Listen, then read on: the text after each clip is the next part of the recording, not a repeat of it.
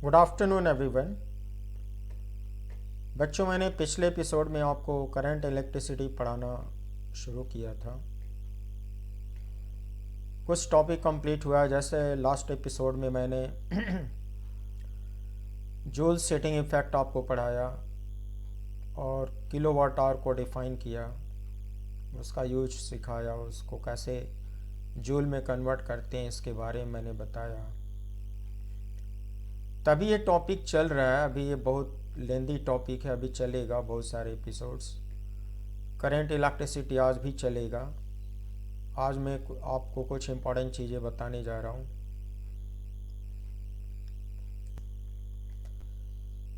जैसे कि आज मैं आपको पढ़ाने जा रहा हूँ बच्चों, rating of an electric bulb. जब आप इलेक्ट्रिक बल्ब परचेज करते हो तो उस पर कुछ क्वांटिटीज प्रिंटेड होती हैं। उसका मीनिंग क्या है, उसको फिजिक्स में कैसे इस्तेमाल करते हैं, ये मैं आपको समझाने जा रहा हूँ।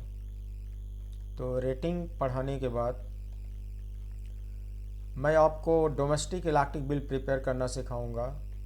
इस पे दरअसल कुछ क्वेश्चन कॉम्पिटिशन्स में भी पूछे जा चुके हैं और रेगुलरली बोर्ड एग्जाम्स में पूछे जाते हैं, making of domestic electric bill. और ये दो छोटे छोटे टॉपिक कंप्लीट करने के बाद आज मैं आपको डीसी सर्किट्स की प्रॉपर्टीज़ पढ़ाने जा रहा हूँ। डीसी सर्किट्स में बहुत सारे प्रॉपर्टीज़ होते हैं, वो सब मैं आज आपको डिटेल में पढ़ाने जा रहा हूँ। सो देखिए, फिर आप एंजॉय करोगे। आज मेरा फर्स्ट टॉपिक है बच्चों, rating of an electric bulb. जब आप मार्केट से कोई इलेक्ट्रिक बल्ब परचेज करते हो तो इस बल्ब के टॉप मोस्ट पोर्शन पे उस पर उसका पावर रेटिंग प्रिंटेड होता है। फॉर एग्जांपल सपोज इस बल्ब की पावर रेटिंग है 100 वाट और इसका वोल्टेज रेटिंग है 220 वोल्ट। तो इसका फिजिकल मीनिंग क्या हुआ मैं आपको समझाने जा रहा हूँ। If the power rating of an electric bulb is 100 watt and voltage rating is 220 volt, it means when a supply voltage of 220 volt is given across its terminals, it will produce radiant energy at a rate of 100 joule per second और 100 watt। बच्चों, इसमें आपको ये बताया जा रहा है कि ये जो ब्लैक हेड्स यहाँ पे दिखाए गए हैं ये इसके फिलामेंट के टर्मिनल्स हैं। आई मीन इसके अंदर ही अंदर इसका कनेक्शन इस फिलामेंट से किया गया है और जो राइट टर्मिनल है इसका कनेक्शन इधर से किया गया है। यानी कि ये जो ब्लैक हेड्स है ये टर्मिनल्स हैं, उनके बीच ये फिलामेंट कनेक्टेड है। तो जब हम लोग इन दो टर्मिनल के क्रॉस 220 वोल्ट की सप्लाई देते हैं, आई मीन इन दोनों के बीच पोटेंशियल डिफरेंस 220 वोल्ट मेंटेन रखते हैं, तो इसका जो फिलामेंट है 100 वाट के रेट से हमको रेडिएंट एनर्जी देता है। बच्चों, आपने देखा कि मैं लाइट एनर्जी की बात नहीं कर रहा हूँ, रेडिएंट एनर्जी की बात कर रहा हूँ, क्योंकि जब आप सप्लाई देते हो टर्मिनल्स के क्रॉस तो इसमें 3 तरह का रेडिएशन एमिट होता है। वो कौन कौन सा रेडिएशन एमिट होता है? कुछ पोर्शन इंफ्रारेड होता है, उसके बाद विजिबल लाइट होता है, उसके बाद अल्ट्रावायलेट होता है। अल्ट्रावायलेट इंफ्रारेड दिखाई नहीं देता, विजिबल नहीं होता, लेकिन लाइट रेडिएशन दिखाई देता है। तीनों तरह की एनर्जी इसमें से निकलती है, 3 तरह का रेडिएशन निकलता है, उसको टेकन टुगेदर रेडिएंट एनर्जी नाम दिया गया। तो प्यारे बच्चों, जब इसके टर्मिनल्स के क्रॉस 220 वोल्ट की सप्लाई दोगे तो ये 100 जूल पर सेकेंड के रेट से आपको रेडिएंट एनर्जी देगा। 100 जूल पर सेकेंड को 100 वाट भी बोलते हैं। तो ये इस रेटिंग का मतलब है। फिर यहाँ पे जिस कंपनी ने इस बल्ब को मैन्युफैक्चर किया है उसका लोगो प्रिंटेड होता है और AC 50 हर्ट्ज उसका फ्रीक्वेंसी लिखा होता है। कंपनी का लोगो प्रिंटेड होता है। हम लोगों को कंपनी में इंटरेस्ट नहीं है, हम लोग सिर्फ इन 2 रेटिंग पे ज़्यादा फोकस करेंगे और इस रेटिंग से हम लोग क्या क्या निकालेंगे ये मैं आपको सिखाने जा रहा हूँ। बच्चों, मैं आपको बताना चाहता हूँ कि in the glowing condition at constant voltage its temperature and resistance become fixed. जब ये बल्ब ग्लो कर रहा होगा, आई मीन इल्यूमिनेटेड होगा, जल रहा होगा, उस वक्त अगर वोल्टेज कांस्टेंट है, फ्लक्चुएशन नहीं है, तो इसके फिलामेंट का टेम्परेचर कांस्टेंट हो जाता है। At a given temperature resistance भी कांस्टेंट हो जाता है। The resistance of electric bulb obeys Ohm's law. कहते हैं कि ये मेटेलिक होने की वजह से ओम्स लॉ को ओबे करता है, इसलिए इस रेजिस्टेंस को ओमिक रेजिस्टेंस बोलेंगे। तब हम लोग क्या क्या कैलकुलेट करने जा रहे हैं बच्चों, आप देखो। ओमिक रेजिस्टेंस के लिए आपने ये 2 फार्मूले पढ़े हैं कि ओमिक रेजिस्टेंस का ये जो पावर डिसिपेशन है, आई मीन जिस रेट से पावर डिसिपेट होगा उसी रेट से पावर कंज्यूम होगा, तो इसको पावर कंजम्पशन भी कर सकते हो, पावर डिसिपेशन भी कर सकते हो। 3 फार्मूले बताए गए थे जिसमें से ये 2 फार्मूला ओमिक रेजिस्टेंस में काम आता है। P equals V square by R, दूसरा formula P equals V I. अगर हम लोग फिलामेंट का रेजिस्टेंस फाइंड करना चाहते हैं तो बच्चों इस फार्मूले को इस्तेमाल करेंगे और R का फार्मूला बना लेंगे वी स्क्वायर अपॉन पी। तो रेटेड वोल्टेज V की जगह पे पुट करोगे, रेटेड पावर P की जगह पे पुट करोगे, इसको न्यूमेरिकली सॉल्व करोगे तो रेजिस्टेंस की वैल्यू आएगी 484 ओम। बच्चों, ये रेजिस्टेंस जो कैलकुलेट होता है ये ग्लोइंग कंडीशन में रेजिस्टेंस माना जाता है। आई मीन जब बल्ब इल्यूमिनेटेड होता है, जल रहा होता है, उस वक्त उस फिलामेंट का रेजिस्टेंस इस रेटिंग की वजह से आएगा 484 ओम। फिर एक क्वांटिटी और कैलकुलेट करना सिखाता हूँ, maximum save current through the filament. I mean जिस वक्त 220 वोल्ट की सप्लाई आपने दी है, उस वक्त वो 100 वाट के रेट से एनर्जी दे रहा है, उस वक्त फिलामेंट के थ्रू मैक्सिमम सेफ करंट कितनी फ्लो कर रही है वो हम लोग इस सेकेंड फार्मूले से फाइंड कर सकते हैं। I mean P equals V I. So P equals V I formula use करोगे बच्चों, ताई की वैल्यू आएगी P upon V and P is 100, V is 220 and after cancellation we have 5/11 ampere. I mean बच्चों, जब 220 वोल्ट की supply आप दे रहे हो तो ग्लोइंग कंडीशन में फिलामेंट से बहने वाली करंट 5/11 एम्पियर हुआ करती है। इसको मैक्सिमम सेफ करंट बोलते हैं। बच्चों, इसका ये मतलब हुआ बल्ब की मैन्युफैक्चरिंग के लिए सेफ सप्लाई वोल्टेज 220 डिज़ाइन करा गया है। आई मीन अगर आपके मोहल्ले में ट्रांसफार्मर की फॉल्ट से वोल्टेज अगर 220 से ज़्यादा आ रहा है तो फिलामेंट के फ्यूज़ होने का रिस्क बढ़ जाएगा।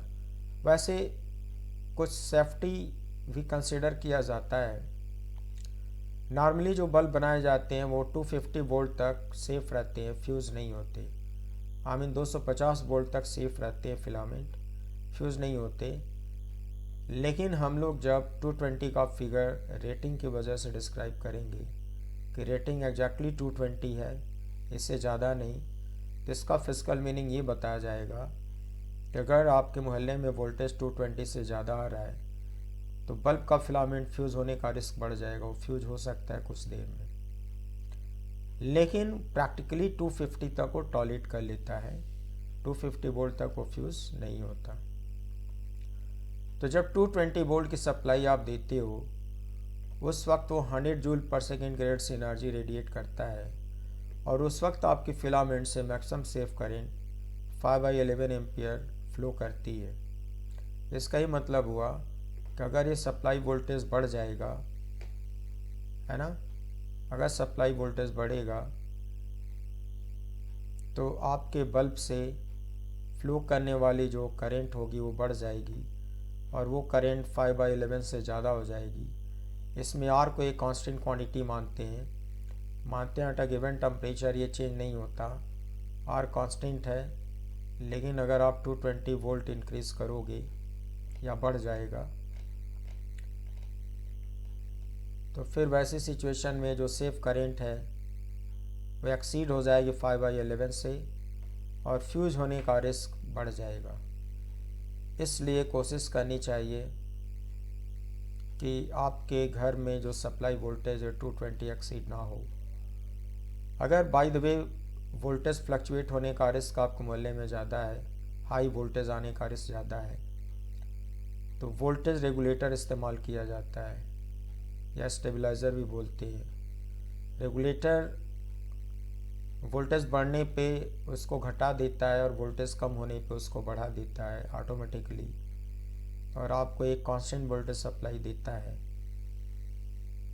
तो वोल्टेज रेगुलेटर इस्तेमाल करोगे या स्टेबलाइज़र इस्तेमाल करोगे तो आपका बल्ब फ्यूज़ नहीं रहेगा, सेफ़ रहेगा। आपके घर में जो भी डिवाइसेज वो सेफ़ रहेंगी और फ्यूज होने से या बर्न होने से बच जाएंगी। बच्चों, मैंने रेटिंग का बेसिक कॉन्सेप्ट सिखा दिया।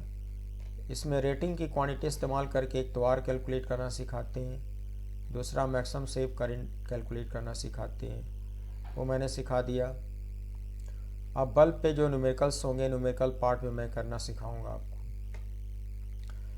जो नेक्स्ट आइटम है इस चैप्टर में वो है making of domestic electric bill. Domestic electric bill कैसे प्रिपेयर करोगे? मान लो आपसे एक क्वेश्चन पूछा गया है कि make an electric bill for a month of 30 days at a rate of ₹7 per unit of energy consumption. Per unit energy consumption का रेट दिया है, 30 डेज़ का मंथ है और आपका एक छोटा सा घर है, तो उसका मंथली इलेक्ट्रिक बिल आप कैसे प्रिपेयर करोगे? ये न्यूमेरिकल पूछा जाता है बच्चों, इसलिए मैं आपको सिखाने जा रहा हूँ। आप इस टेबल को देखो। फर्स्ट कॉलम में इलेक्ट्रिक अप्लायंसेस, सेकेंड कॉलम में number of fittings, third column में है rated power in kilowatt, fourth column में duration of use per day in hour, fifth column में total consumed units per day, consumed units को KWH per day बोलेंगे। मान लिया आपका एक छोटा सा ड्रीम हाउस है, 3 BHK, 3 बेडरूम किचन हॉल, तो उसमें इलेक्ट्रिक बल्ब लगाए गए। इमेजिन करो कि इलेक्ट्रिक बल्ब लगे हैं, ट्यूबलाइट नहीं लगी, ऐसा कुछ मान के चलो। तो इलेक्ट्रिक बल्ब टोटल 6 और उनका जो रेटिंग है इलेक्ट्रिक बल्ब का 0.060 किलोवाट। बच्चों, दरअसल 60 वाट प्रिंटेड होगा, उसको मैंने किलोवाट में कन्वर्ट कर लिया है। और एक माना गया है अजम्पशन कि duration of use per day in hours that is 8। इसका मतलब ये हुआ कि आपका हर एक electric bulb per day 8 hours के लिए स्विच ऑन किया जाता है। ये जो डे यहाँ इस्तेमाल होता है बच्चों, ये फिजिक्स का सोलर डे है। ये 24 आवर को 1 डे फिजिक्स में बोलते हैं। 24 आवर में 8 आवर्स आपके इलेक्ट्रिक बल्ब स्विच ऑन करे जाते हैं यूज करने के लिए। ये अजम्पशन है, क्वेश्चन में दिया हुआ है। तो अगर 8 आवर्स उसको स्विच ऑन करा जाएगा, ईच बल्ब का रेटिंग 0.060 किलोवाट है, number of electric bulbs total 6 है, तो total consumed units per day KWH में कितना होगा? इसके लिए बच्चों इन तीनों को मल्टीप्लाई कर दो। आप जब इन तीनों को मल्टीप्लाई करोगे तो आएगा 2.88 किलोवाट आवर। जब इन तीनों को मल्टीप्लाई करोगे तो यूनिट बन जाएगा किलोवाट आवर। ये एनर्जी का यूनिट है, इसी को सिंपल टर्म में यूनिट भी कहा जाता है। दूसरा है इलेक्ट्रिक अप्लायंसेस में सीलिंग फैन। सपोज बच्चों आपके घर में टोटल 6 सीलिंग फैन लगे हैं और ईच फैन का वाटेज 60 वाट है, तो किलोवाट में 0.060 किलोवाट हो गया। इमेजिन करो कि duration of use per day 12 hours है, यानी कि पर डे 12 आवर्स के लिए सीलिंग फैन स्विच ऑन करे जाते हैं। तीनों को मल्टीप्लाई करोगे तो एनर्जी कंजम्पशन KWH में आएगा। तो बच्चों KWH जो एनर्जी कंजम्पशन आएगा दैट विल बी 4.32 kWh। ये kWh में एनर्जी कंजम्पशन इतना आएगा। उसके बाद नेक्स्ट जो अप्लायंस है जो रेफ्रिजरेटर है, रेफ्रिजरेटर सपोज एक है आपके घर में, उसका पावर रेटिंग है 1.500 kilowatt, I mean 1500 watt power rating है। उसमें ऑटो कट लगा हुआ होता है। जनरली वो ऑटो कट की वजह से 24 आवर्स में अप्रॉक्सीमेटली 8 आवर्स स्विच ऑन रहता है। तो पर डे टोटल कंजम्पशन कितना होगा, इनको मल्टीप्लाई करोगे तो आएगा 12.00 kWh। सपोज आपके घर में 2 नंबर टेलीविज़न है। 2 नंबर टेलीविज़न अगर ये एलईडी टेलीविज़न है तो पावर कंजम्पशन कम होता है। सपोज इसका पावर कंजम्पशन 100 वाट है, तो किलोवाट में कन्वर्ट किया तो 0.100 किलोवाट।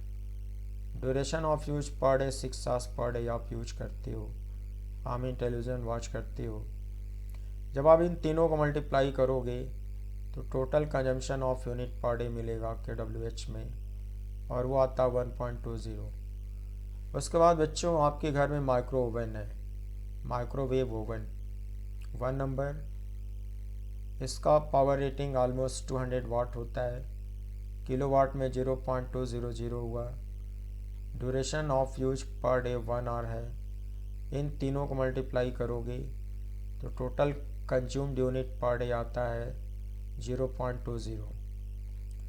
उसके बाद है वॉशिंग मशीन। सपोज एक वॉशिंग मशीन है, रेटिंग उसका 250 वाट है, किलोवाट में आएगा 0.250 kilowatt. Per day 0.25 hours run होती है। इन तीनों को मल्टीप्लाई करोगे तो total consumed units per day आएगा 0.0625 kWh।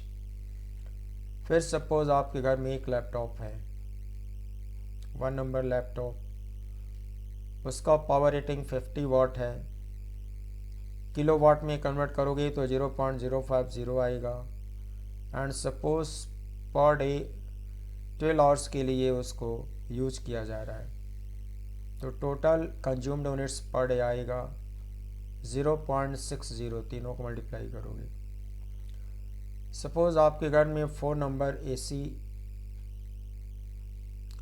विंडो एसी भी हो सकती है, स्प्लिट एसी हो सकती है, 4 नंबर एसी लगा हुआ है और इसका पावर रेटिंग है 1.5 किलोवाट। पर डे 12 आवर्स के लिए रन होती है। 3 क्वांटिटीज़ को मल्टीप्लाई करोगे तो total units consumed per day calculate होकर आएगा 72। बच्चों ये जो लास्ट कॉलम है इसमें सारे यूनिट्स को सम किया जाए, total energy consumption per day आता है 93.2625 kWh पर डे।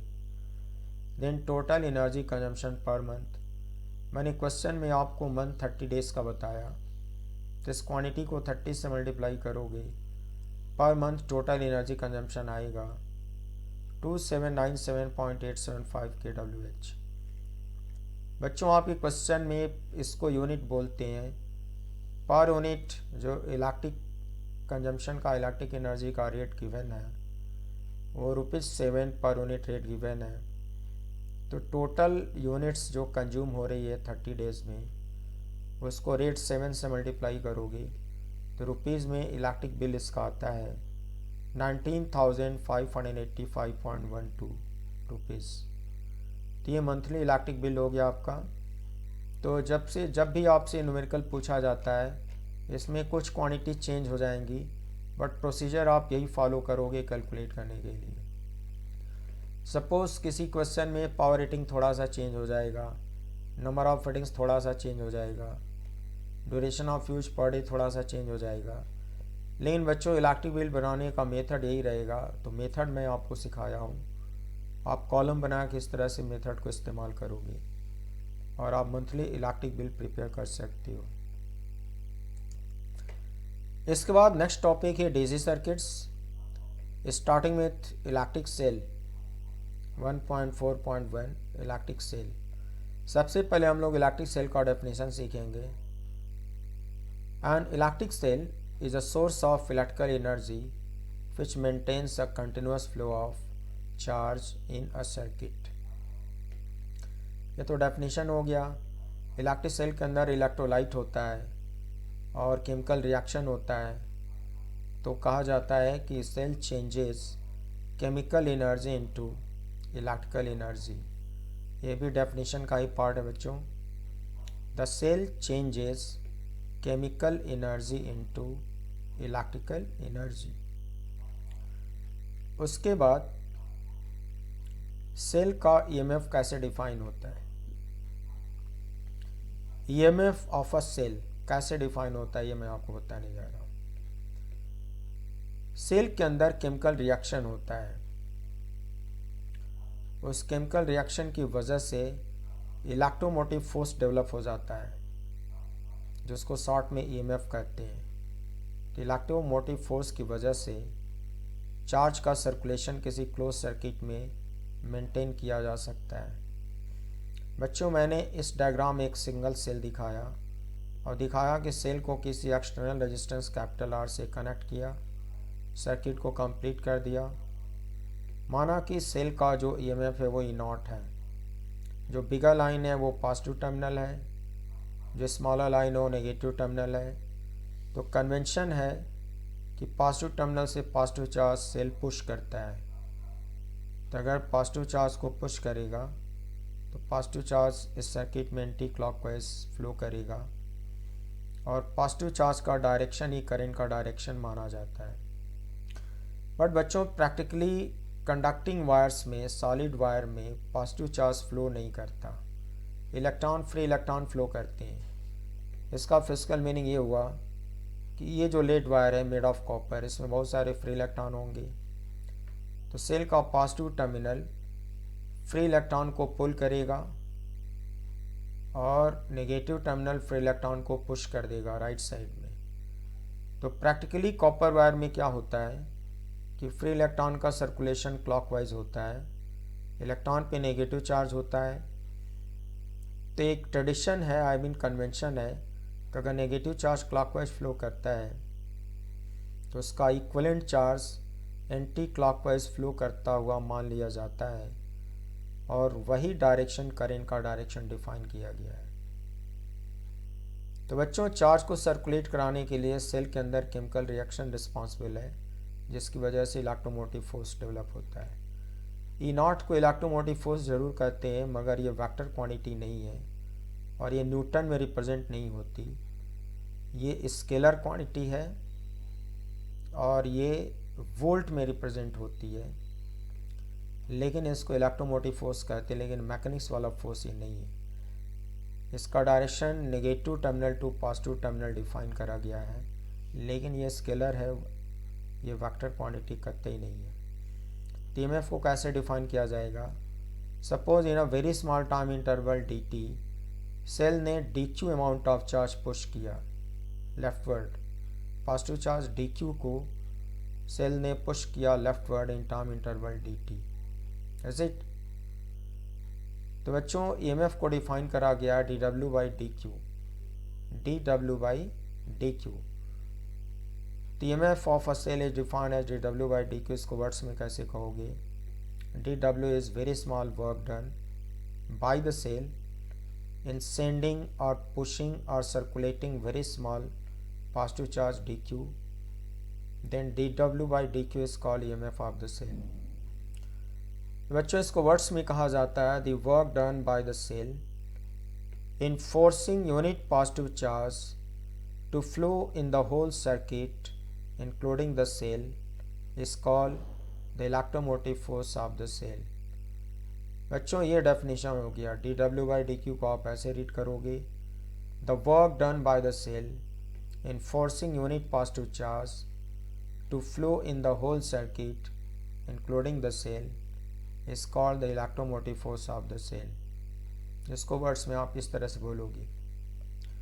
अगर very small work done by the cell निकालना हुआ dw, तो dq को यहाँ मल्टीप्लाई कर डालोगे, then dw equals E0 into dq हो जाएगा।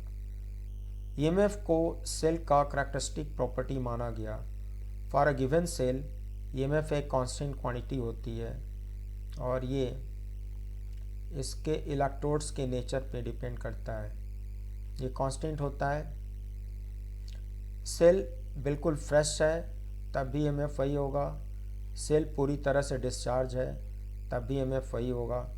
तो बच्चों ये सेल टू सेल वेरी करता है, but for a given kind of cell it's a constant quantity.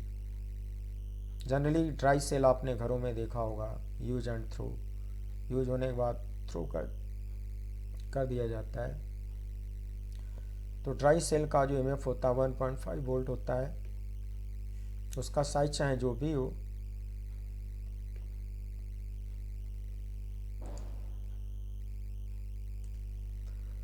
उसका ईएमएफ 1.5 वोल्ट होता है।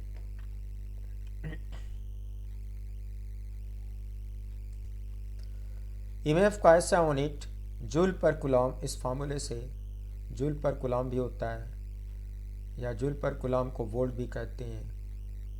I mean 1 volt equals 1 joule पर कूलम। ये दो ऐसा यूनिट होते हैं ईएमएफ के। 1 वोल्ट को कैसे डिफाइन करोगे वो यहाँ से सीखना होगा।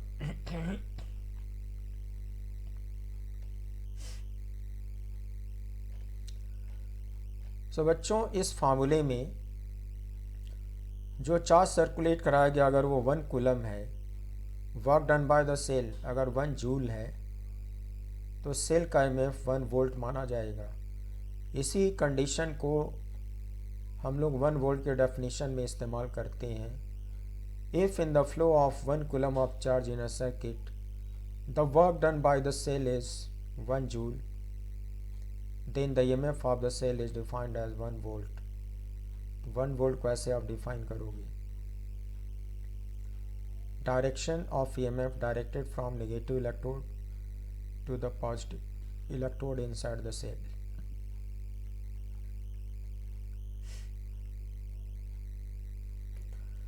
बच्चों, इसके बाद नेक्स्ट टॉपिक होगा internal resistance of a cell and back EMF। Internal resistance of a cell कैसे डिफाइन करोगे, इंटरनल रेजिस्टेंस क्या होता है, क्यों होता है, ये मैं आपको बताने जा रहा हूँ। The resistance offered by the electrolyte of the cell to the flow of current, I mean ions, through it is called the internal resistance of the cell.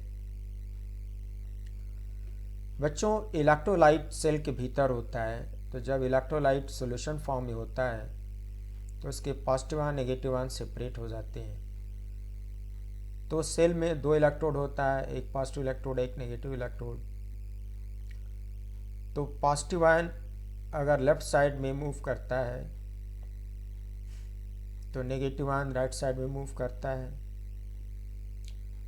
दोनों तरह के आयन अपोजिट डायरेक्शन में मूव करते हैं cell के भीतर।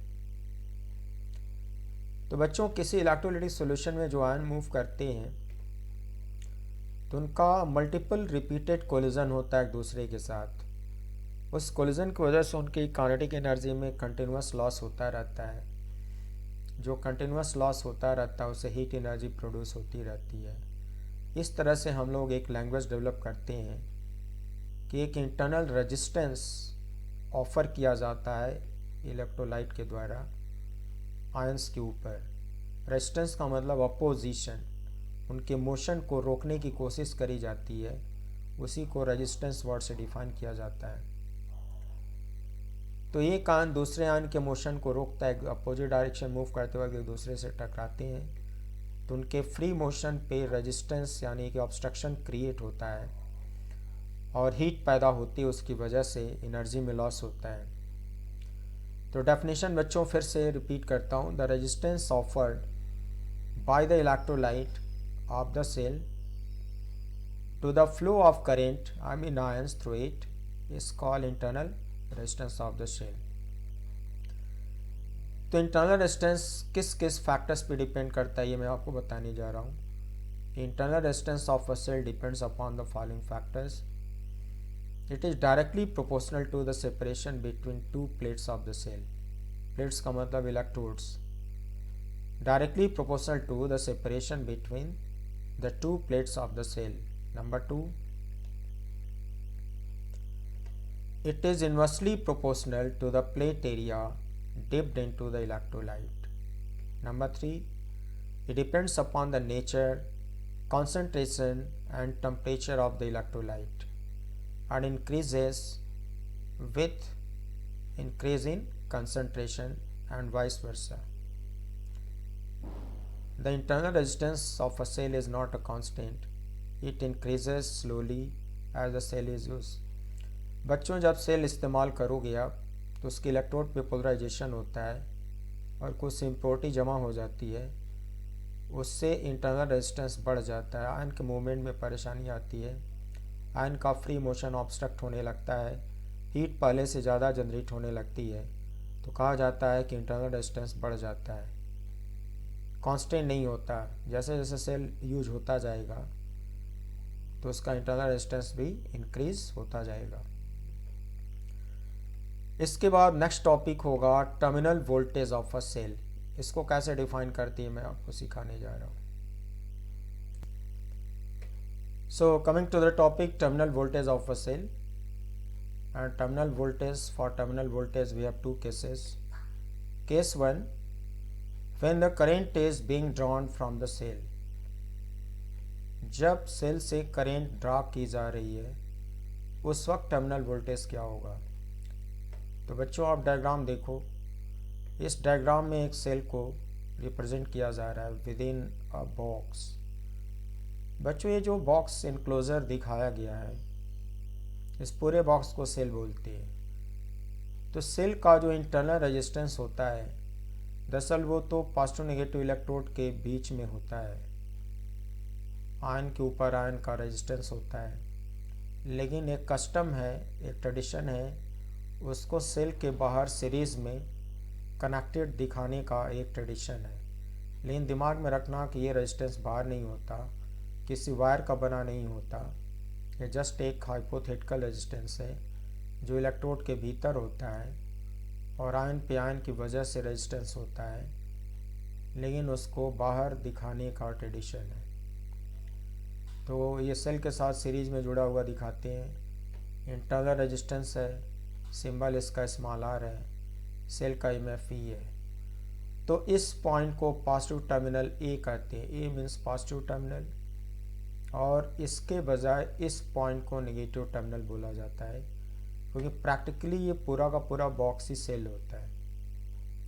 सो point B represents negative terminal, point A represents positive terminal, and potential difference between positive terminal and negative terminal is defined as terminal voltage of a cell, that is VA minus VB, VA minus VB is defined as terminal voltage of a cell.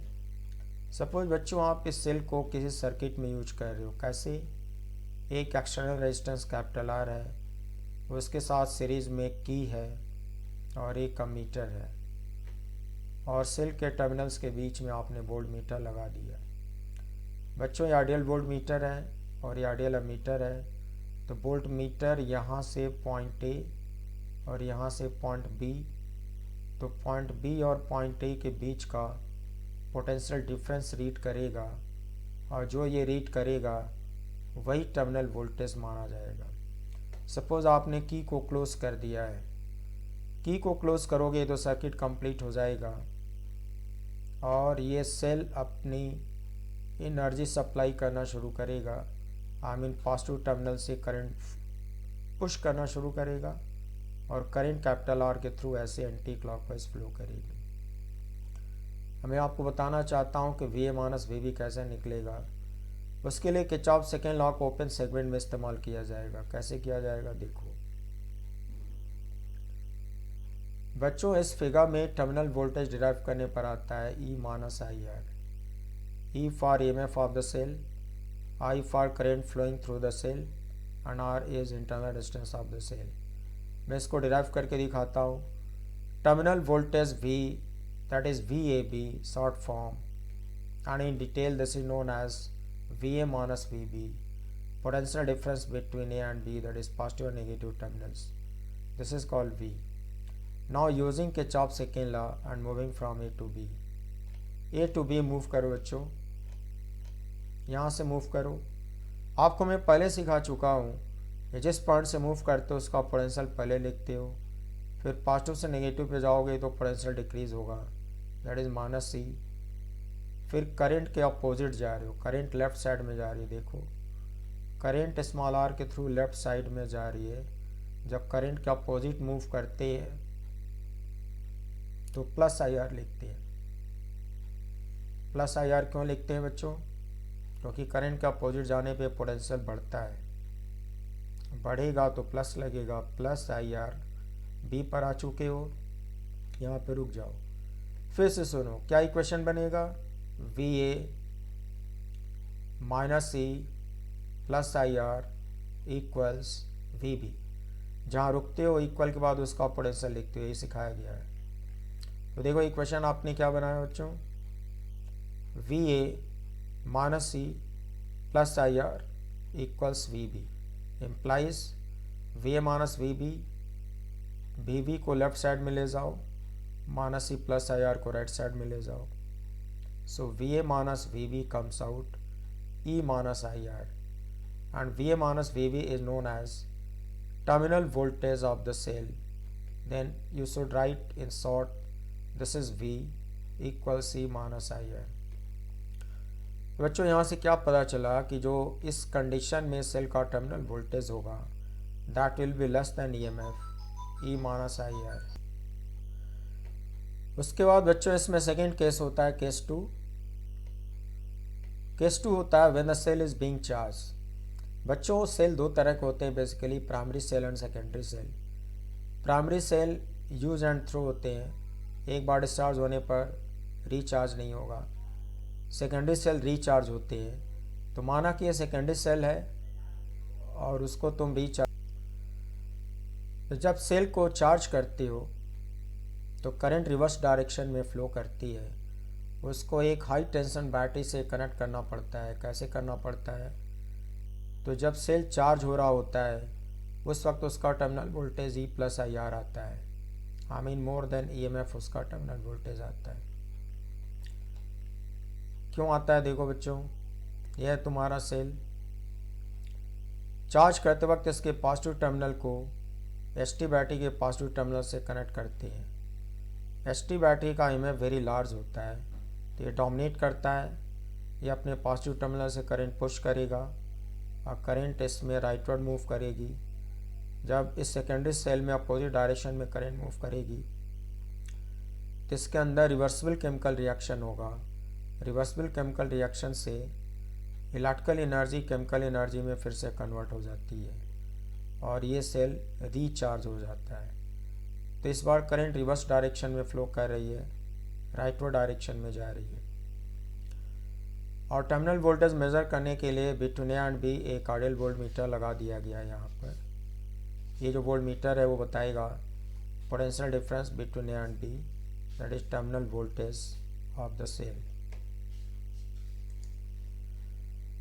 इसमें derive करने के लिए मैं फिर से ए से move करूँगा, B पे जाके रुकूँगा और Kirchhoff second law open segment में इस्तेमाल करूँगा बच्चों। Starting from A that is VA, positive से नेगेटिव पर जाओगे तो पोटेंशियल डिक्रीज होगा माइनस सी। करंट इस बार राइटवर्ड जा रही है तो करंट के डायरेक्शन में पोटेंशियल डिक्रीज होता है, तो इस बार लिखोगे माइनस IR। बी पे जाके रुक जाओ, इक्वल टू VB लिख डालो। तो इक्वेशन आपका कैसे बनेगा जो ऊपर मैंने सिखाया, terminal voltage V equals VAB that is VA minus VB।